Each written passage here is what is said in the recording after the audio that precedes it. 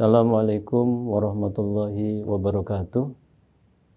Bismillahirrahmanirrahim. Alhamdulillahirabbil alamin. Innal hamdalillah kulluhu lillah.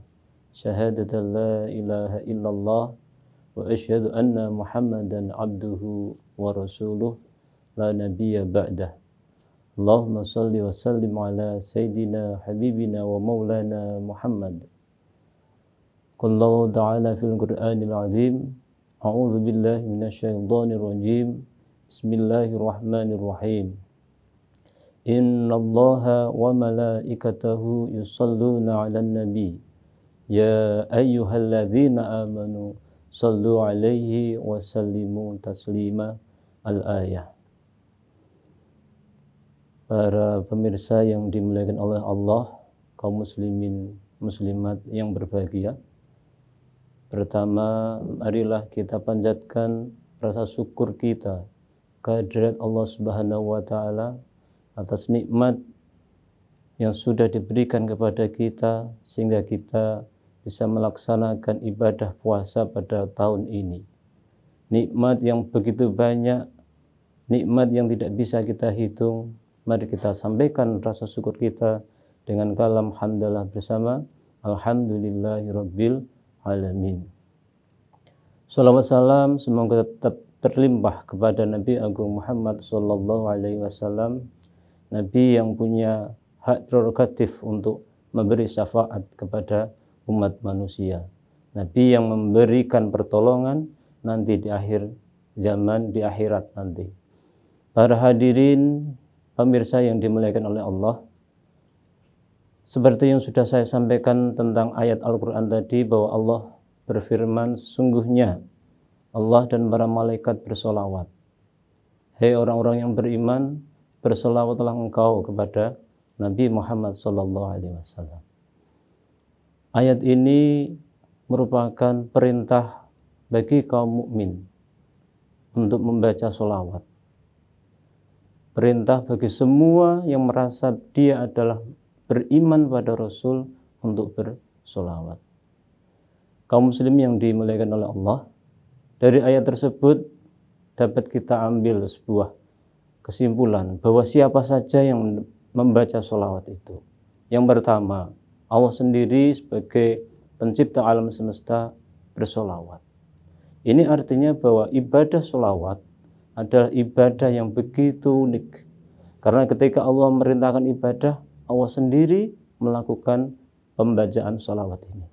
Dan ini merupakan keunikan tersendiri tentang ibadah solawat. Kaum muslimin yang dimuliakan oleh Allah, ini tentang keistimewaan dan keunikan solawat. Kemudian solawat itu adalah sebuah doa, ibadah. Jadi banyak para pakar mengatakan bahwa solawat itu diartikan sebagai doa dan permohonan kepada Allah Subhanahu wa ta'ala. Kemudian selain Allah yang membacakan solawat, Allah juga memerintahkan kepada malaikat. Malaikat diminta untuk bersalawat kepada Nabi Agung Muhammad sallallahu alaihi wasallam. Ini yang kedua. Kemudian yang ketiga yaitu semua orang mukmin. Semua orang mukmin diwajibkan untuk selalu bersolawat. Ketika berdoa, ketika keperluan apapun, itu diwajibkan untuk bersolawat. Bahkan dalam sholat pun harus ada solawat. Karena tanpa ada solawat, sholat kita tidak akan diterima oleh Allah Subhanahu wa ta'ala. Kaum muslimin yang berbahagia, untuk pembacaan solawat ini, Allah bersolawat, malaikat bersolawat, dan orang-orang mukmin bersolawat. Ini mempunyai arti, mempunyai makna tersendiri. Ketika Allah bersolawat, itu artinya Allah meridhoi, Allah merahmati Nabi Muhammad SAW. Ridho apanya? Ridho dalam hal kerisalahannya, ridho dalam agamanya, ridho kepada Nabi Agung menjadi pemimpin para anbiya, para mursalin, dan pemimpin untuk umat Islam di seluruh muka bumi ini. Kaum muslimin yang berbahagia, untuk yang kedua yaitu rahmat. Nabi Muhammad mendapatkan rahmat Allah sehingga disebut dengan rahmatal lil alamin. Artinya bahwa Nabi Muhammad itu adalah kekasih Allah. Maka panggilannya adalah ya Habiballah, yang artinya kekasih Allah. Ini untuk arti dari sholawat yang disampaikan oleh Allah kepada Nabi Agung Muhammad Sallallahu Alaihi Wasallam. Yang kedua, sholawat yang disampaikan oleh para malaikat. Ini mempunyai arti tersendiri. Malaikat bersolawat itu memohon kepada Allah ampunannya, kemudian berdoa untuk dirinya dan untuk kaum muslimin yang membaca sholawat. Jadi ketika orang mukmin membaca sholawat, maka para malaikat pun membacakan sholawat, memohon ampunan kepada orang-orang yang membaca sholawat. Yang ketiga, bahwa sholawat adalah dibaca oleh para mukminin. Orang-orang mukmin yang membaca sholawat itu artinya dia berdoa, memohon kepada Allah agar diampuni dosanya, agar diberikan pertolongan di dunia maupun di akhirat. Kaum muslimin yang berbahagia, sholawat bagi kaum mukmin sebenarnya juga bagian dari ungkapan rasa cinta, rasa rindu kepada baginda Nabi Muhammad Sallallahu Alaihi Wasallam. Nabi Muhammad begitu mencintai kita, begitu dia memikirkan umatnya.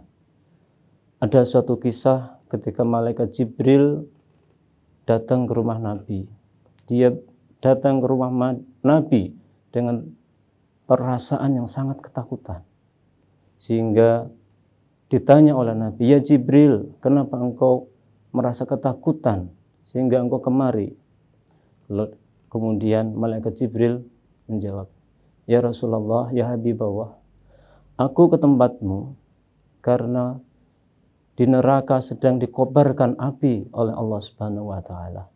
Maka seluruh penghuni alam semesta yang ada di langit kemudian merasa takut. Untuk itu aku datang kemari karena engkau adalah kekasih Allah yang bisa memberikan pertolongan kepada kami. Allah akan senang jika saya memohon padamu dengan sholawat, maka Allah akan memberi pertolongan kepada kami. Kemudian Jibril berkata, hai Muhammad, tahukah engkau neraka itu sebenarnya terdapat 7 tingkatan atau 7 level. Kayak nasi geprek ada level 1, level 2. Nah, di neraka juga seperti itu. Lalu Nabi bertanya kepada Jibril, ya Jibril, berikan kabar kepadaku. Dari neraka level 7 sampai yang ke-1 paling dasar, itu siapa penghuninya? Kemudian malaikat Jibril menjawab pertanyaan Nabi satu persatu. Yang pertama, ya Rasulullah, ketahuilah bahwa neraka paling dasar, level 1, itu adalah diperuntukkan bagi orang-orang yang dia mempunyai sifat munafik. Orang-orang munafik dia akan menghuni pada dasar api neraka. Yang kedua adalah para penyembah berhala, kemudian para penyembah bintang, para penyembah matahari, kemudian para penyembah orang-orang yang disebut dengan orang Yahudi, kemudian Nasrani, dan yang terakhir malaikat Jibril terdiam. Yang tingkat ke-7, malaikat Jibril tidak berani bicara, berdiam sampai beberapa waktu, sehingga akhirnya Nabi Muhammad SAW bertanya, ya Jibril, tolong jelaskan padaku level 7 dari neraka itu siapa penghuninya. Malaikat Jibril terdiam, tidak menjawab.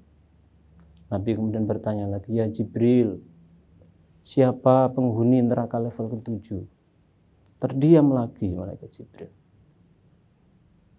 Kemudian Nabi mengulangi untuk ketiga kalinya, ya Jibril, tolong sampaikan kepadaku siapa penghuni neraka level ke-7. Kemudian malaikat Jibril memandang Rasulullah dan berkata kepada Rasulullah, ya Habiballah, ya Rasulullah, ketahuilah bahwa penghuni neraka level ke-7 adalah umatmu yang berdosa besar dan mereka belum sempat bertaubat. Seketika itu Nabi Allah Muhammad SAW tidak sadarkan diri. Dia pingsan mendengar kabar dari Jibril bahwa yang menghuni neraka level ke-7 adalah orang-orang mukmin, orang-orang Islam yang berdosa besar, tetapi mereka tidak bertaubat, belum bertaubat.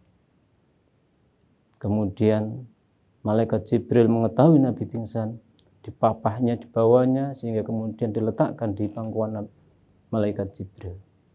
Setelah beberapa waktu, kemudian malaikat Jibril mengetahui Nabi mulai sadar kembali. Kemudian Nabi Muhammad SAW bertanya lagi, "Wah Jibril, begitu berat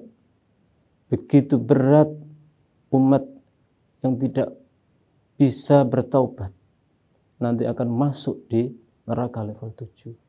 Ya Jibril, kalau begitu aku akan memohon kepada Allah atas umatku agar diberi ampunan kepada Allah Subhanahu wa taala."